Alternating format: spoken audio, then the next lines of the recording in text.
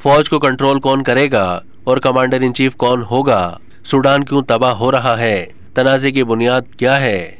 रकबे के लिहाज से इस्लामी दुनिया का एक बड़ा मुल्क सूडान एक तवील अरसे से सियासी अदम इस्तेहकाम और बदअमनी के हवाले से खबरों में नुमाया रहा है। ताहम गुज़िश्ता चंद हफ्तों से वहां बड़े पैमाने पर खाना जंगी छिड़ गई है। 15 अप्रैल को फौज और ताकतवर टीम फौजी ग्रुप रैपिड सपोर्ट फोर्सेस के दरमियान कई हफ्तों से जारी कशीदगी के बाद बाकायदा जंग शुरू हो चुकी है। ये दोनों ग्रुप पहले इत्तेहादी कुव्वतें थीं और उन्होंने 2021 में फौजी बगावत के बाद इक़्तिदार पर कब्जा किया था। लेकिन फिर जब रैपिड सपोर्ट फोर्सेस यानी RSF के नीम फौजी ग्रुप को फौज में जम करने की कोशिशें शुरू हुई तो उससे कशीदगी में इजाफा हुआ।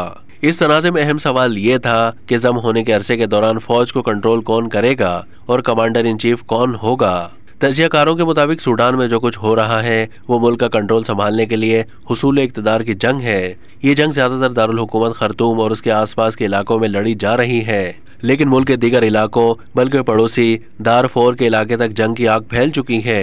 अब तक 500 से ज्यादा अफराद इस खाना जंगी की भेंट चढ़ चुके हैं और हजारों जख्मी हैं। इन पुरतशद्दुद हंगामाखेज वाक़यात के पीछे फौज के जनरल अब्दुल फताह अल बुरहान और उनके नायब और RSF के लीडर जनरल मोहम्मद हमदान, जिन्हें आमतौर पर हमती के नाम से जाना जाता है, उनका अहम किरदार है।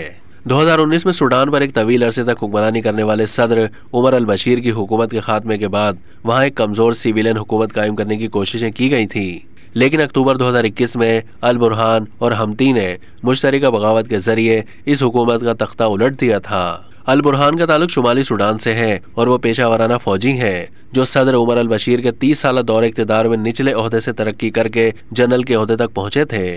फौजी बगावत के बाद वही सूडान के दर हकीकत अमली हुक्मरान थे, जबकि हमती, जिनका ताल्लुक दारफोर के ऊंट चुराने वाले एक कबीले रेजिगात से है, अल बुरहान के नायब की हैसियत से जिम्मेदारियां निभा रहे थे।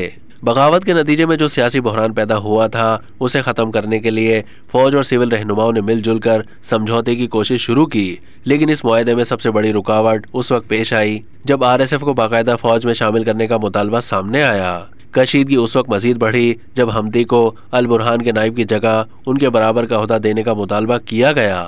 अब तक के लिए इतना ही। मजीद मालूमात के लिए डेली जंग के YouTube चैनल को सब्सक्राइब कीजिए।